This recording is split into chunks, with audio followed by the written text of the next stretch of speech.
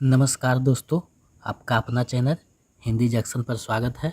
अगर आप नए हैं तो चैनल को सब्सक्राइब कर दें।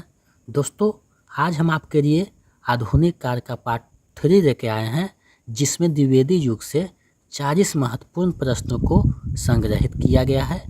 ये 40 प्रश्न आगामी परीक्षाओं में पूछे जाएंगे। यहीं से प्रश्न बनते हैं जो कहीं ना कहीं आपको देखने को हर एक एग्ज़ाम में मिलेंगे। तो ये सारे प्रश्न को आज देखें ताकि परीक्षा में द्विवेदी युग से संबंधित प्रश्न छूटे नहीं। तो चलिए आज के प्रश्नों की तरफ बढ़ते हैं।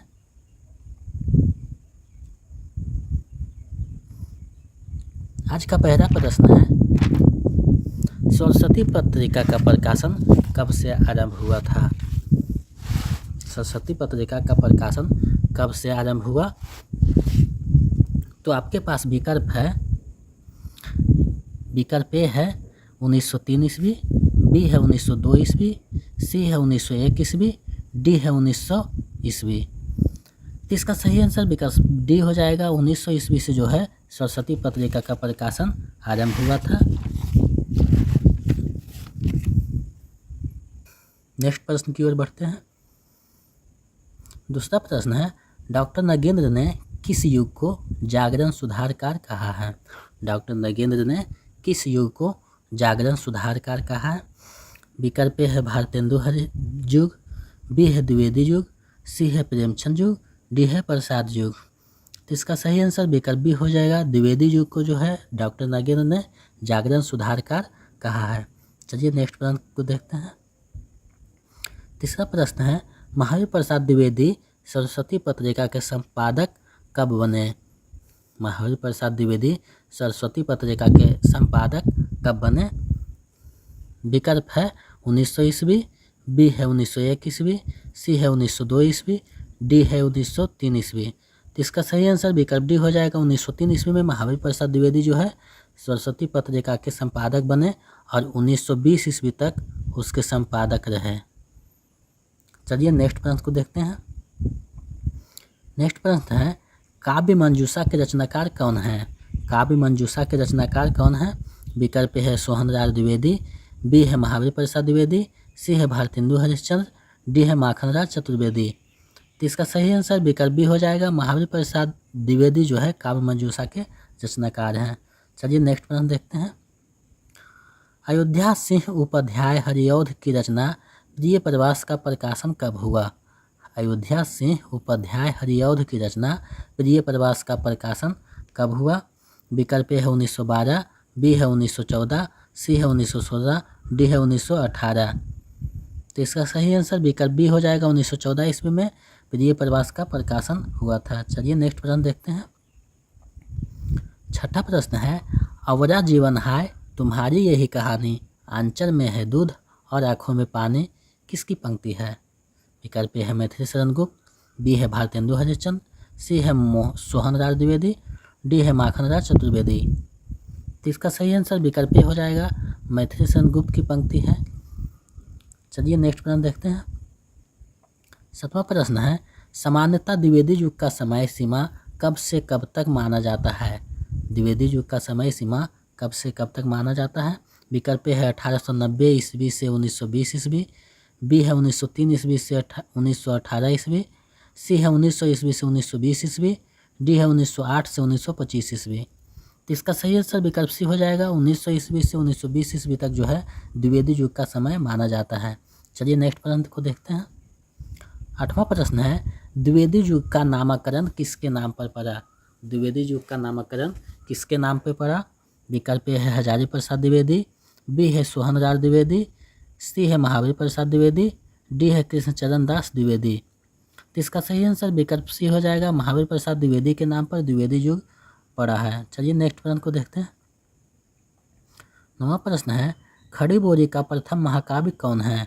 खड़ी बोरी का प्रथम महाकाव्य कौन है? विकल्प ए है साकेत, विकल्प बी है प्रिय प्रवास, विकल्प सी है कामायनी, विकल्प डी है लोकायतन। तो इसका सही आंसर विकल्प बी हो जाएगा। प्रिय प्रवास जो है खड़ी बोरी का प्रथम महाकाव्य है। चलिए आगे बढ़ते हैं। 10वां प्रश्न है भारत भारती के रचनाकार कौन हैं। भारत भारती पुस्तक जो है उसके रचनाकार कौन हैं। विकल्प ए है सोहनलाल द्विवेदी, बी है माखनलाल चतुर्वेदी, सी है नरेश त्रिपाठी, डी है मैथिली शरण गुप्त।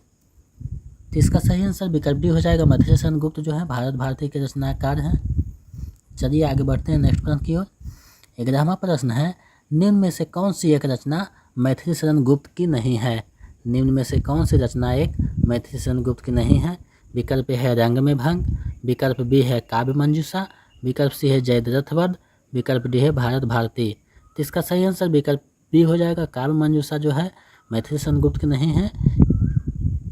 चलिए नेक्स्ट प्रश्न की ओर बढ़ते हैं। 12वां प्रश्न है निम्नलिखित में कौन सा एक द्विवेदी युग का लेखक नहीं है। निम्नलिखित में कौन सा एक द्विवेदी युग का लेखक नहीं है। विकल्प है अयोध्या सिंह उपाध्याय हरिऔध, बी है मैथिली शरण गुप्त, सी है माखनलाल चतुर्वेदी, डी है ठाकुर जगमोहन सिंह। तो इसका सही आंसर विकल्प डी हो जाएगा। ठाकुर जगमोहन सिंह जो है द्विवेदी युग के लेखक नहीं हैं। चलिए नेक्स्ट प्रश्न की ओर बढ़ते हैं। 13वां प्रश्न है इनमें से कौन माखनलाल चतुर्वेदी की रचना है। इनमें से कौन माखनलाल चतुर्वेदी की रचना है। विकल्प है हिम किरीटनी, बी है हिम तरंगनी, सी है युगचरण, डी है ये सभी। तो इसका आंसर विकल्प डी हो जाएगा। ये सभी जो है माखनलाल चतुर्वेदी की रचना है। चलिए नेक्स्ट प्रश्न की ओर बढ़ते हैं।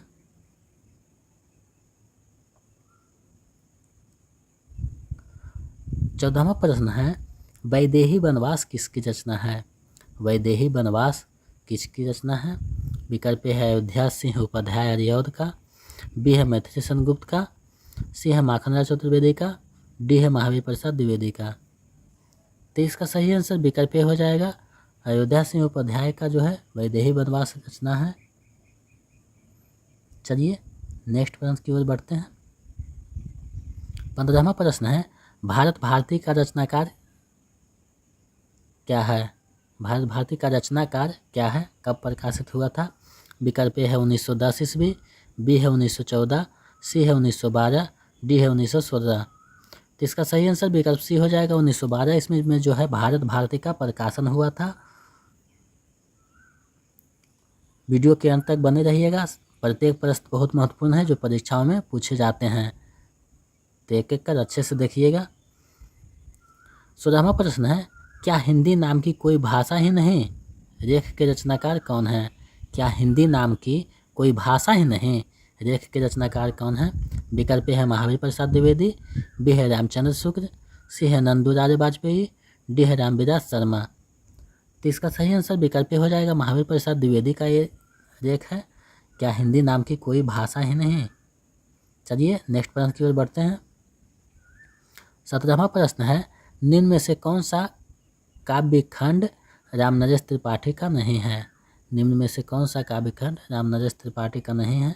विकल्प है मिलन, बी है पथिक, सी है नहुस, डी है स्वप्न। तो इसका सही आंसर विकल्प सी हो जाएगा। नहुस जो है रामनरेश त्रिपाठी का नहीं है। चलिए नेक्स्ट प्रश्न की ओर बढ़ते हैं। 18वां प्रश्न है मुझे तोड़ देना बनमारी उस पथ पर तुम देना फेंक मर्त मित्र भूमि पर शीश चढ़ावे जिस पथ पर जाए वीर अनेक। किसकी पंक्ति है। बहुत ही प्रसिद्ध पंक्ति है। मुझे तोड़ देना बनमारी उस पथ पर तुम देना फेंक मातृभूमि पे शीश चढ़ावे जिस पथ पर जाए वीर अनेक। विकल्प है मैथिली शरण गुप्त, बी है माखनलाल चतुर्वेदी, सी है सिया शरण गुप्त, डी है भारतेंदु हरिश्चंद्र। तो जो पंक्ति है वो माखनलाल चतुर्वेदी की है। पुष्प की अभिलाषा जो है कविता से दिया गया है। ये देश प्रेम की पंक्ति है। बहुत ही प्रसिद्ध पंक्ति है, इसको ध्यान में रखिएगा। चलिए नेक्स्ट प्रश्न की ओर बढ़ते हैं। 19वां प्रश्न है पारिजात के रचनाकार कौन है। पारिजात के रचनाकार कौन है। विकल्प है मैथिली शरण गुप्त, बी है माखनलाल चतुर्वेदी, सी है सिया शरण गुप्त, डी है अयोध्या सिंह उपाध्याय हरिऔध। तो पारिजात के रचनाकार जो हैं अयोध्या सिंह उपाध्याय हरिऔध हैं पारिजात के रचनाकार। विकल्प डी सही आंसर हो जाएगा। चलिए नेक्स्ट प्रश्न की ओर बढ़ते हैं। 20वां प्रश्न है इनमें से कौन सी रचना महावीर प्रसाद द्विवेदी की नहीं है। इनमें से कौन सी रचना महावीर प्रसाद द्विवेदी की नहीं है। विकल्प ए है गंगा लहरी, बी है कान्यकुब्ज, सी है स्वदेश कुंडल, डी है अबरा बिराप। तो इसका सही आंसर विकल्प सी हो जाएगा। अबरा का स्वदेश कुंडल जो है महावीर प्रसाद द्विवेदी की नहीं है। बाकी ये तीनों जो है महावीर प्रसाद द्विवेदी की रचना है, लेकिन स्वदेश कुंडल जो है महावीर प्रसाद द्विवेदी की नहीं है। चलिए नेक्स्ट प्रश्न की ओर बढ़ते हैं।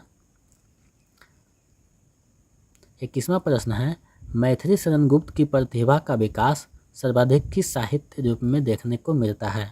मैथिली शरण गुप्त की प्रतिभा का विकास सर्वाधिक किस साहित्य रूप में देखने को मिलता है? विकल्प है नाटककार के रूप में, बी है प्रबंधकार के रूप में, सी है परिगीतकार के रूप में, डी है मुक्तककार के रूप में। तो इसका सही आंसर विकल्प बी हो जाएगा। प्रबंधकार के रूप में जो है मैथिली शरण गुप्त की प्रतिभा का सर्वाधिक विकास देखने को मिलता है। चलिए नेक्स्ट प्रश्न की ओर बढ़ते हैं। 22वां प्रश्न है, निम्न में से कौन सी रचना गया प्रसाद शुक्र स्नेही की नहीं है? निम्न में से कौन सी रचना गया प्रसाद शुक्र स्नेही की नहीं है? विकल्प है कृषक क्रंदन, बी है स्वप्न, सी है कुसुमांजलि, डी है प्रेम पचीसी। तो इसका सही आंसर जो है विकल्प बी हो जाएगा। स्वप्न जो है गया प्रसाद शुक्र स्नेही की रचना नहीं है। चलिए नेक्स्ट प्रश्न की ओर बढ़ते हैं। ये सारे के सारे बहुत महत्वपूर्ण प्रश्न हैं जो पिछले नेट और पीजीटी परीक्षाओं में पूछे जा चुके हैं, तो इसको ध्यान से देखिएगा और आंसर कीजिएगा। कितना आपका सही होता है वो कमेंट सेक्शन में बताइएगा। 23वां प्रश्न है, आज रात इससे परदेसी चर कीजिए विश्राम यहीं, जो कुछ वस्तु कुटी में मेरे करो गरहन संकोच नहीं, किसकी पंक्ति है? आज रात इससे परदेसी चर कीजिए विश्राम यहीं, जो कुछ वस्तु कुटी में मेरे करो गरहन संकोच नहीं, किसकी पंक्ति है? विकल्प है भारतेंदु हरिश्चंद्र, बी है रामनरेश त्रिपाठी, सी है श्रीधर पाठक, डी है मैथिली शरण गुप्त। इसका सही आंसर विकल्प बी हो जाएगा। रामनरेश त्रिपाठी की ये पंक्ति है। चलिए नेक्स्ट प्रश्न की ओर बढ़ते हैं। 24वां प्रश्न है, यशोधरा के रचनाकार कौन है? यशोधरा के रचनाकार कौन है? विकल्प है मैथिली शरण गुप्त, बी है माखन राज चतुर्वेदी, सी है सिया शरण गुप्त, डी है अयोध्या सिंह उपाध्याय हरिऔध।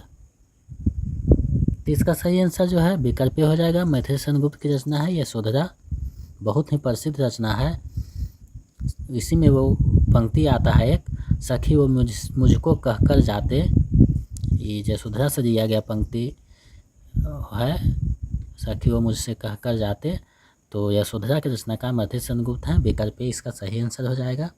चलिए आगे बढ़ते हैं नेक्स्ट प्रश्न की ओर। 25वां प्रश्न है, द्विवेदी युग में किस कवि ने अन्य कवियों को खड़ी बोली में कविता लिखने हेतु प्रोत्साहित किया? द्विवेदी युग में किस कवि ने अन्य कवियों को खड़ी बोली में कविता लिखने हेतु प्रोत्साहित किया? विकल्प है मैथिली शरण गुप्त ने, बी है माखन राज चतुर्वेदी ने, सी है महावीर प्रसाद द्विवेदी ने, डी है अयोध्या सिंह उपाध्याय हरिऔध ने।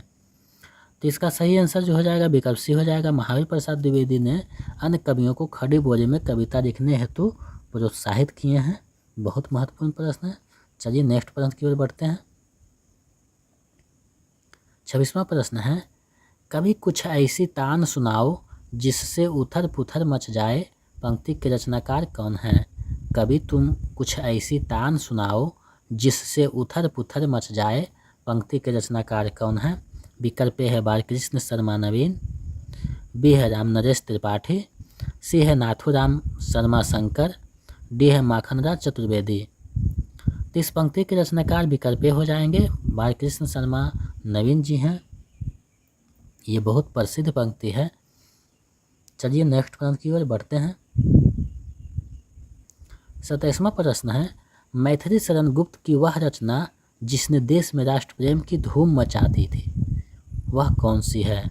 मैथिली शरण गुप्त की वह रचना जिसने देश में राष्ट्र प्रेम की धूम मचा दी थी, वो रचना कौन सी है? विकल्प है साकेत, बी है यशोधरा, सी है भारत भारती, डी है जय भारत। तो इसका सही आंसर विकल्प सी हो जाएगा। भारत भारती जो है मैथिली शरण गुप्त की वह रचना है जो देश में राष्ट्र प्रेम की धूम मचा दी थी।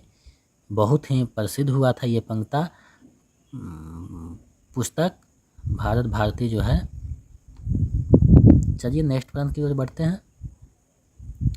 28वां है साकेत के किस सर्ग में नायिका उर्मिला की विरह वेदना का वर्णन है। साकेत के किस सर्ग में नायिका उर्मिला की विरह वेदना का वर्णन है। विकल्प ए है 8वां सर्ग, बी है 7वां सर्ग, सी है 9वां सर्ग, डी है 10वां सर्ग। तो इसका सही आंसर जो है विकल्प सी हो जाएगा। 9वां सर्ग में जो है नायिका उर्मिला की विरह वेदना का वर्णन किया गया है। साकेत के रचनाकार कौन है? मैथिली शरण गुप्त हैं, ध्यान में रखिएगा। चलिए नेक्स्ट प्रश्न की ओर बढ़ते हैं।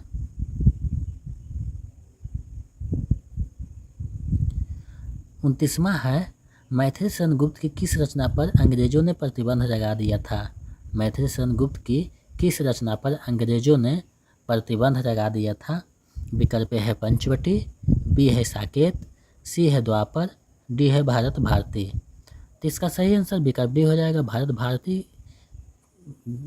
पुस्तक पे जो है अंग्रेजों ने रोक लगा दिया था, प्रतिबंध लगा दिया था, इसके प्रतियों को जब्त कर लिया था, क्योंकि ये जो है भारत देश में राष्ट्र प्रेम का रव जला रहा था, इसलिए इस पर प्रतिबंध लगा दिया गया था अंग्रेजों के द्वारा। तो इसका सही आंसर विकल्प डी हो जाएगा। चलिए आगे बढ़ते हैं नेक्स्ट प्रश्न की ओर। 30वां प्रश्न है निम्न में से कौन सी रचना बालकृष्ण शर्मा नवीन की नहीं है।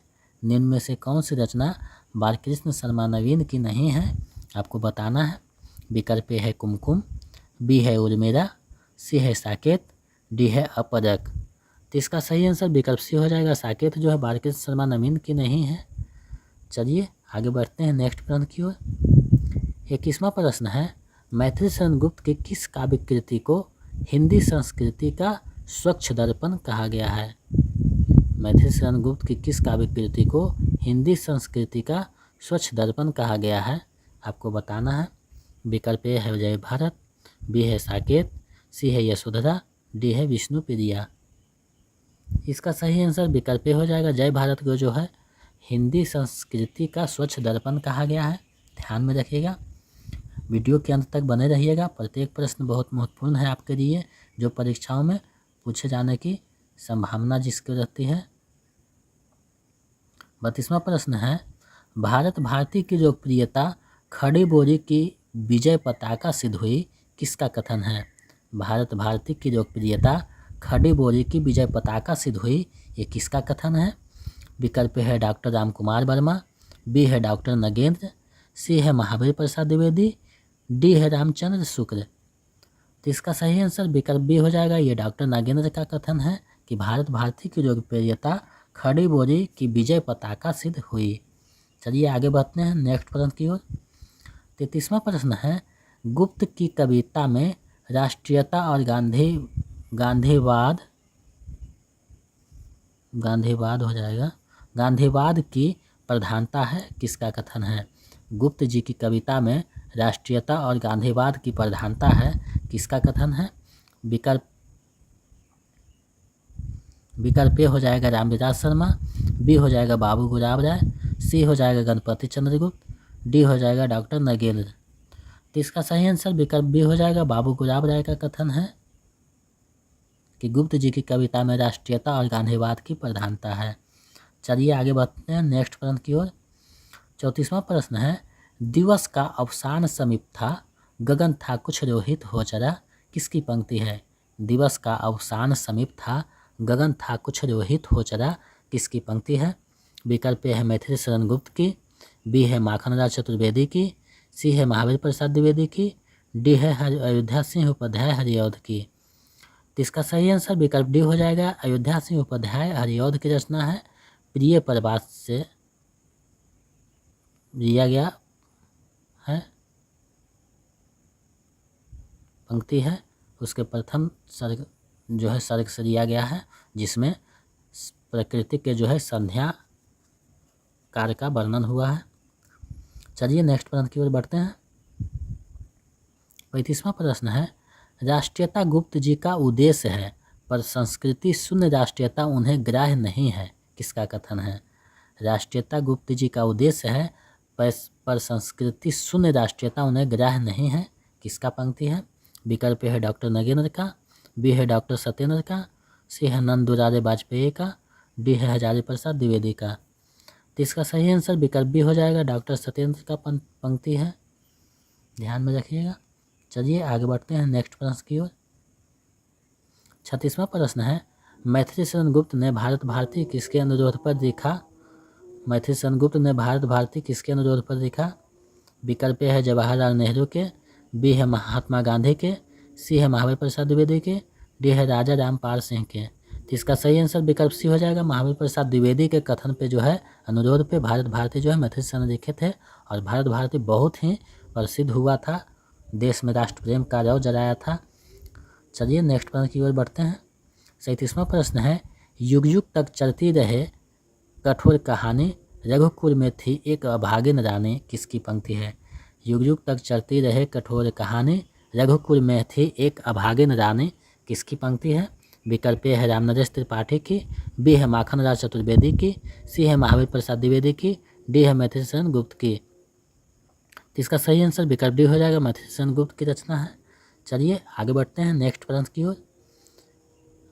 38वां प्रश्न है, संदेश नहीं मैं यहाँ स्वर्ग का आया इस धरती को ही स्वर्ग बनाने आया किसका पंक्ति है? संदेश नहीं मैं यहाँ स्वर्ग का आया इस धरती को ही स्वर्ग बनाने आया किसका पंक्ति है? विकल्प है सुमित्रानंद पंत, बी है मैथिली शरण गुप्त, सी है अयोध्या पर सिंह उपाध्याय हरिऔध, डी है विष्णु प्रभाकर। तो इसका सही आंसर विकल्प जो है बी हो जाएगा, मैथिली शरण गुप्त की पंक्ति है। चलिए आगे बढ़ते हैं नेक्स्ट प्रश्न की ओर। 39वां प्रश्न है, भारत भारती लिखने में उर्दू के किस ग्रंथ की प्रेरणा थी? मैथिली शरण गुप्त जो भारत भारती लिखे थे उसमें उर्दू के किस ग्रंथ की प्रेरणा थी आपको बताना है। विकल्प ए है गुल ए नगमा, बी है दीवान ए मीर, सी है दीवान ए गालिब, डी है मुसद्दस्से हारी।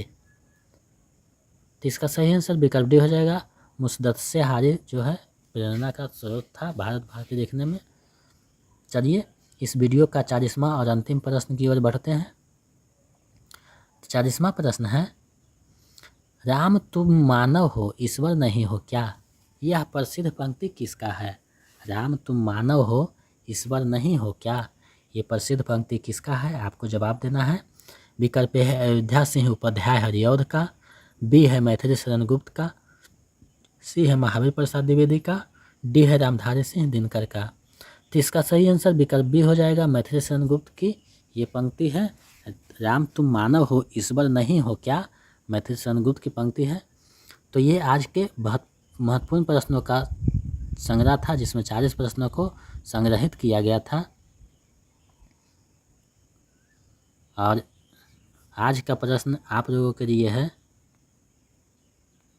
जिसका जवाब आप लोग कमेंट सेक्शन में दीजिएगा कि डॉक्टर नगेंद्र ने किसे स्थूल के प्रति सूक्ष्म का विद्रोह कहा है? डॉक्टर नगेंद्र ने किसे स्थूल के प्रति सूक्ष्म का विद्रोह कहा है? वह कौन सा युग है जिसे डॉक्टर नगेंद्र ने स्थूल के प्रति सूक्ष्म का विद्रोह कहा है? आपको जवाब देना है ताकि हम समझ पाएँ कि आप लोग भी मन से पढ़ रहे हैं और आप कितना सही किए हैं वो कमेंट सेक्शन में जवाब दीजिएगा। और अगर आप पिछले वीडियो देखना चाहते हैं तो डिस्क्रिप्शन में लिंक दिया हुआ है, वहां से आप देख सकते हैं ताकि आपकी तैयारी पूरी हो जाए। और अगर आप नए हैं तो चैनल को सब्सक्राइब कर दें ताकि मैं इसी तरह आपके समक्ष महत्वपूर्ण प्रश्नों की श्रृंखला लेकर उपस्थित होता रहूं। बहुत बहुत धन्यवाद।